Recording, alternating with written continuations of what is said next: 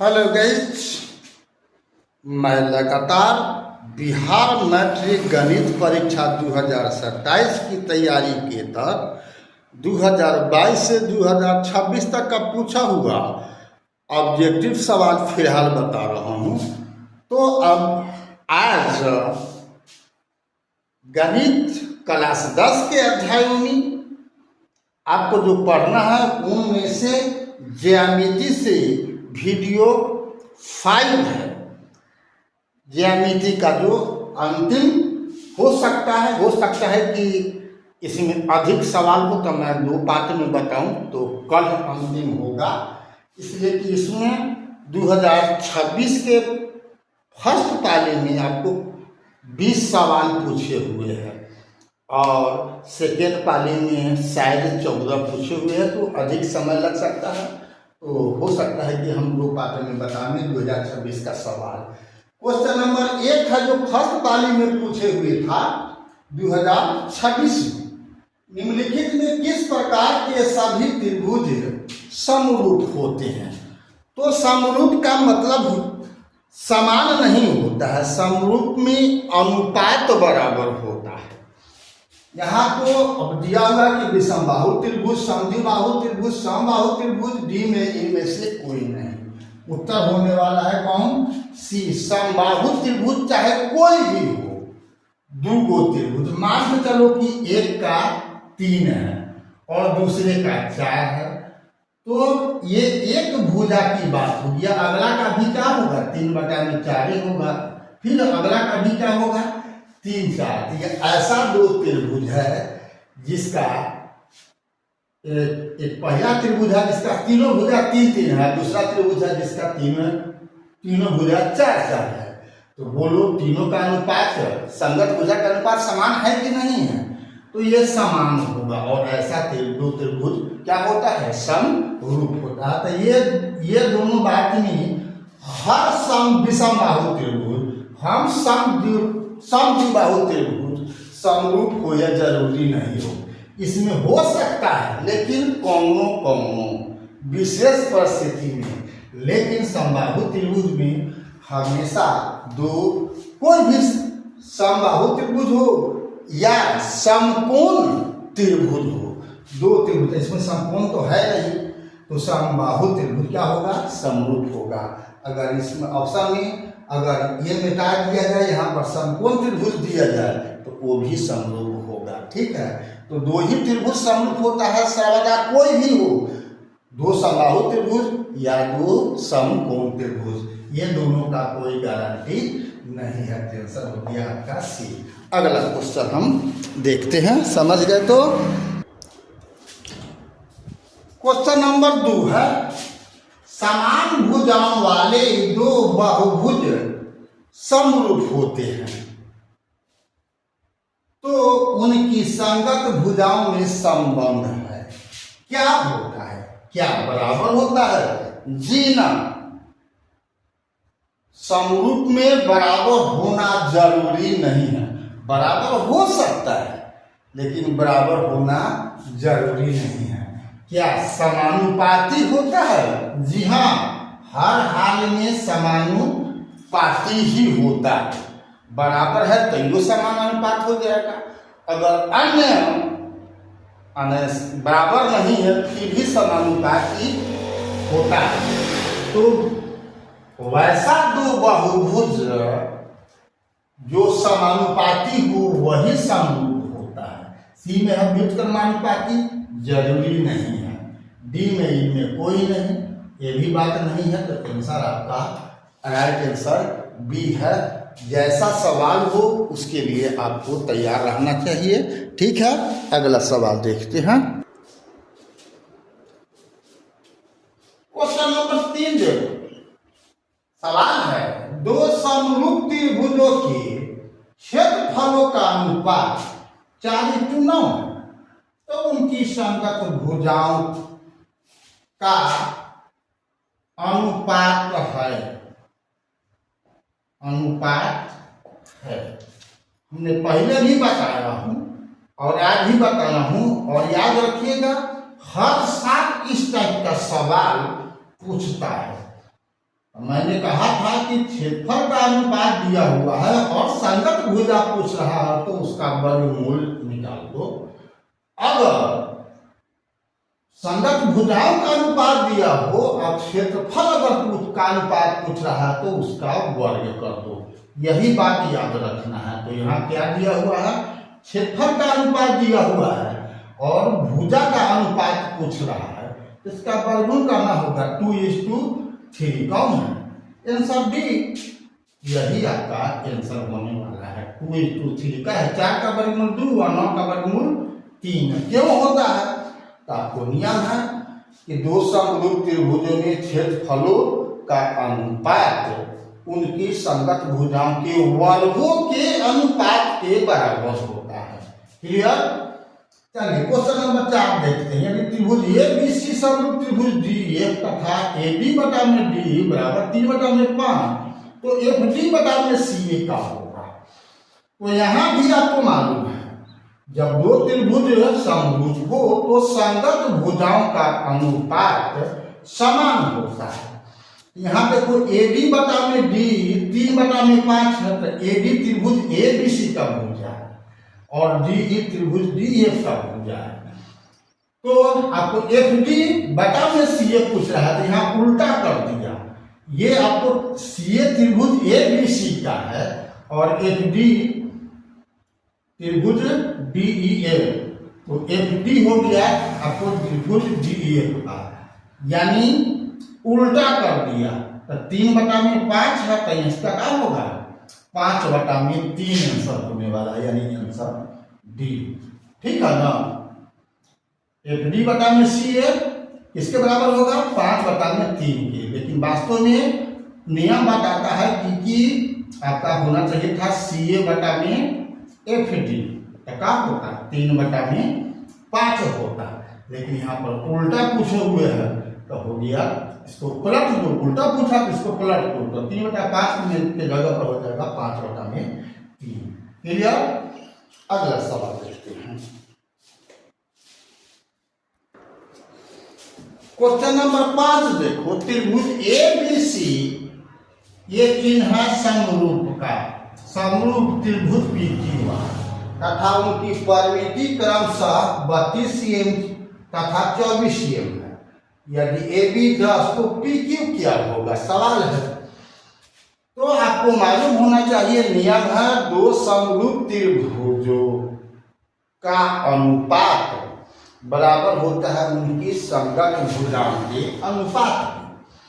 तो पहले ABC वाला में ऊपर है 32 और PQ वाला बाद में है तो बटन में हो जाएगा 24 बराबर संगत भुजा। तो ABC का 10 है और आपको त्रिभुज PQ का भुजा PQ का पूछ रहा था, उसको मान लिया कि x है। तो 32 बटा में 24 बराबर 10 बटा में x, तो x क्या हो जाएगा 24 गुना 10 बटा में 32। काट का पट कर दोगे तो 15 बटा में 2 cm आ रहा है।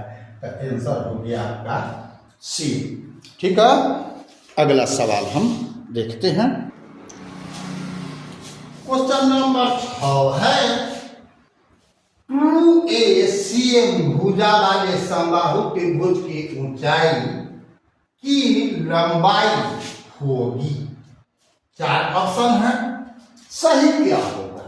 तो समबाहु त्रिभुज का क्षेत्रफल होता है √3 बटा में 4 गुना भुजा स्क्वायर और ऐसे त्रिभुज का क्षेत्रफल होता है हाफ गुना आधार गुना ऊंचाई। तो यहाँ क्या हो गया √3 बटा में 4 × 2a का होल स्क्वायर बराबर हाफ गुना 2a गुना x। तो यहाँ 2 से 2 कट गया तो क्या हो गया √3 बटा में 4 गुना 4a स्क्वायर बराबर 1 गुना x हो गया। तो a से 1 कट जाएगा तो आप 4 से इधर 4 कट जाएगा तो √3a बराबर h बच जाएगा। तो h का ही का मान निकालना है, यानी ऊंचाई का मान बताना है। तो √3 इसमें कौन है a√3, यानी यही हुआ है a√3 बोलो या √3a बोलो, यही डी वाला आपका सही ऑप्शन हो गया, राइट आंसर। अगला सवाल देखते हैं। क्वेश्चन नंबर 7 देखो, निम्नलिखित में कौन सा विकल्प पाइथागोरियन त्रिक है? पाइथागोरियन बोलो या पाइथागोरस त्रिक बोलो। तो जब ए स्क्वायर प्लस बी स्क्वायर बराबर सी स्क्वायर हो किसी त्रिभुज में, जहां ए बी सी त्रिभुज की 3 भुजाएं हो और सी क्या हो? विकर्ण हो, या कोई 2 भुजा का वर्गों का जो तीसरा भुजा के वर्ग के बराबर हो, तो हम कहते हैं कि वह पाइथागोरीय त्रिक है या पाइथागोरियन त्रिक है। ठीक है, तो यहाँ 4 ऑप्शन है और सवाल है कि कौन पाइथागोरीय त्रिक नहीं है। तो देखना है कि इसमें कौन सही है। समय ज्यादा लगेगा, इसलिए ट्रिक के द्वारा उपयोग करो। यहाँ पर 12 का स्क्वायर है, यानी 2 का स्क्वायर मान लो तो कितना है? 4। इधर 35 का स्क्वायर है, तो मान लो तो चलो 5 का स्क्वायर, तो कितना? 25 का 5, तो 5 और 9 और 7 7 का खाली वर्ग हो तो 9 मिल जाएगा, यानी ये पाइथागोरीय त्रिक है। उसी ढंग से 28 का वर्ग है तो 8 का वर्ग 64 होगा, यानी 4। इधर 5 का वर्ग कितना हो जाएगा? 25, तो यहाँ लिख दो 5, तो 5 और 9, इधर 3 स्क्वायर मतलब 9, ये है। यहाँ पर देखो तीसरा में देखो 16 का स्क्वायर है तो 6 का वर्ग कितना? 36 का 6 हो जाएगा, और 63 का वर्ग है तो 3 तिहाई 9, यहाँ पर होगा 9, तो 9 6 15, इधर 5 का स्क्वायर है तो 50 25, यानी 5 आ जाएगा। मतलब ये तीनों पाइथागोरीय त्रिक होगा। जब इसका देख लो, 7 का वर्ग 49 होगा तो 9, और 1 का वर्ग 1 होगा तो 9 1 कितना? 10। इधर है 9 का वर्ग, तो 9 का वर्ग कितना होता है? 81 होगा, तो 9 1 10, और इधर आ जा रहा है गड़बड़, यानी 1 आ जा रहा है इकाई स्थान पर। हम जो भी बात कर रहे हैं इकाई के आधार पर बात कर रहे हैं, तो ये पाइथागोरीय त्रिक नहीं है, गारंटेड ये तीनों है। तो आंसर हो गया आपका डी। अगला सवाल देखते हैं। ठीक है, क्वेश्चन नंबर 8 है 6√3 cm भुजा वाले समबाहु त्रिभुज के क्षेत्रफल है। तो समबाहु त्रिभुज का क्षेत्रफल होता है √3/4 इंटू भुजा स्क्वायर। तो √3/4 भुजा यहाँ कितना है? 6√3, तो 6√3 गुना 6√3, तो यहाँ 4 है, तो क्या हो जाएगा? 3 √3 3 गो √3 है, तो 3 से 6 18 √3 बटा में हो जाएगा 4 ना। 2 को 3 √3 गुना होगा तो 3 हो जाएगा। सॉरी, यहाँ पर एक और 6 भी है, तो 6 1 36, 6 1 36 गुना 3 और गुना √3/4 हो जाएगा, तो 4 से 9 पड़ जाएगा, तो नतीजा 27√3 cm²। आंसर ए हो जाएगा। ठीक है, क्वेश्चन नंबर 9, यदि त्रिभुज के किसी कोण का समद्विभाजक अपने सामने की भुजा को समद्विभाजित करती है तो त्रिभुज है। विषमबाहु त्रिभुज, समबाहु, समद्विबाहु, समकोण त्रिभुज। तो हर हाल में होता है समबाहु नहीं बल्कि समद्विबाहु त्रिभुज होता है, ये याद रखना है। क्लास 9th में आप पढ़े होंगे। अगला सवाल देखते हैं। क्वेश्चन नंबर 10 है किसी चतुर्भुज की सम्मुख भुजाओं के मध्य बिंदुओं को मिलाने से बने आकृति कहलाती है समांतर। क्यों? किसी त्रिभुज के 2 भुजाओं के मध्य बिंदुओं को मिलाने वाली रेखा तीसरी भुजा के समांतर और लंबाई में आधा होती है। जब समांतर होती है तो इसमें समांतर चतुर्भुज होगा, सम चतुर्भुज होना जरूरी नहीं है। ठीक है, 11, यदि सम चतुर्भुज के विकर्णों की लंबाई क्रमशः 10 cm तथा 24 cm है तो उसकी प्रत्येक भुजा की लंबाई क्या होगी? तो सम चतुर्भुज का विकर्ण एक दूसरे को समकोण पर समद्विभाजित करते हैं, तो भुजा क्या होगा? रूट अंडर उसका जो भी विकर्ण का लंबाई है उसका आधा के वर्गों का योग। तब 10 है तो 5 के वर्ग प्लस 24 है तो 12 के वर्ग का योग, यानी 25 प्लस 144। रूट अगर 169 यानी 13 होगा। Answer C. अगला सवाल देखते हैं। ठीक है, क्वेश्चन नंबर 12 है किसी बाह्य बिंदु से वृत्त पर कितनी स्पर्श रेखाएं खींची जा सकती है? तो आंसर हो जाएगा 2 ही होता है। 13 में यदि किसी वृत्त की त्रिज्या तथा बाह्य बिंदु से वृत्त पर खींची गई स्पर्श रेखा की लंबाई क्रमशः 7 cm तथा 24 cm हो तो वृत्त के केंद्र से बाह्य बिंदु की दूरी क्या होगी? तो चित्र यही बना, ये आपका 7 है, ये आपका स्पर्श रेखा 24 है, तो ओ से कोई बिंदु मान के चलो P है, इसका दूरी बता रहा है, तो कर्ण हो जाता है।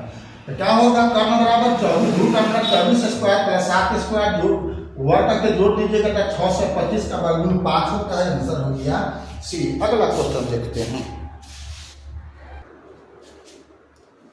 क्वेश्चन नंबर 14 है यदि वृत्त की जीवा तथा त्रिज्या की लंबाई क्रमशः 16 cm तथा 17 cm है तो वृत्त के केंद्र से जीवा की लंबी की दूरी है, ये 17 है ये, और ये पूरा 16 है, तो ये लंब है तो ये 8 हो जाएगा, 16 का 2 भाग बढ़ जाएगा तो ये 8 होगा।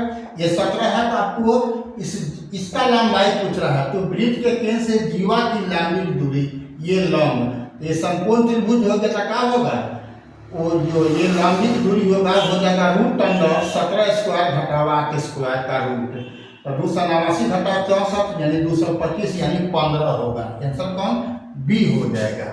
क्वेश्चन नंबर 15 चक्रीय चतुर्भुज के सम्मुख कोणों के किसी भी युग्म का योगफल समकोण में होता है तो 180 डिग्री होता है। तो हाफ समकोण 2/3 समकोण 3/4 समकोण 2 समकोण, तो आंसर होता है 2 समकोण। 180 डिग्री मतलब 2 समकोण। अगला सवाल देखते हैं। ठीक है, क्वेश्चन नंबर 16 है निम्नलिखित रेखा युग्म में से कौन किसी वृत्त के समांतर नहीं हो सकता है? 2 जीवाएं, 1 जीवा और स्पर्श रेखा, 2 स्पर्श रेखा, डी में है 2 व्यास, तो व्यास 2 को समांतर नहीं हो सकता है। आंसर हो गया डी। 17 यदि वृत्त की किन्हीं 2 त्रिज्याओं के बीच का कोण 130 डिग्री हो तो त्रिज्याओं के अंतिम सिरों पर स्पर्श रेखाओं के बीच का कोण क्या होगा? 50 डिग्री होगा। सम्मुख कोण 180 होता है क्योंकि त्रिज्या स्पर्श रेखा पर लंब होती है, तो 2 को हो जाएगा 180 डिग्री, तो बाकी 2 कोण के योग भी 180 डिग्री होगा। ठीक है, अगला सवाल देखते हैं। क्वेश्चन नंबर 18 यदि समांतर चतुर्भुज के विकर्ण बराबर हो तथा एक दूसरे को समकोण पर समद्विभाजित करते हो तो वह चतुर्भुज होगा आयत वर्ग समलंब चतुर्भुज। आंसर हो जाएगा वर्ग। ठीक है, क्वेश्चन नंबर 19 समचतुर्भुज के विकर्ण में संबंध होता है तो समकोण पर समद्विभाजित करते हैं। आंसर हो जाएगा सी। क्वेश्चन नंबर 20 किसी वृत्त के केंद्र पर कोण ए ओ बी है तथा परिधि पर कोण ए सी बी है, जहाँ कोण सी वृत्त के बृहद चाप पर स्थित है, तो कोण ए सी बी कहाँ पर है? वृत्त के परिधि पर है, तो केंद्र पर का कोण परिधि पर के कोण का दुगुना होता है, तो आंसर हो जाएगा सी। कोण ए ओ बी बटा में 2 होगा, कोण ए सी बी हो जाएगा। Answer C. अभी तक फेसबुक और इंस्टाग्राम पर आपने BK कुशवाहा प्रोफाइल को फॉलो नहीं किया तो फॉलो कर देना है, और यूट्यूब पर सब्सक्राइब नहीं किया है तो सब्सक्राइब कर देना है। लेकिन याद रखना है इस वर्ष 2026 में फर्स्ट पाली में पूछा था, उसमें आधा से ज़्यादा सवाल क्लास 9 का ज्यामिति से है, इसलिए 9th की ज्यामिति भी आप जरूर पढ़ लोगे। ठीक है, तो फिर मिलते हैं हम 2026 के सेकेंड पार्ट में कल के वीडियो में। आज मेरा सेकेंड पार्ट तो नहीं हो सका, तब तक के लिए जय हिंद, जय जगत, जय भारत।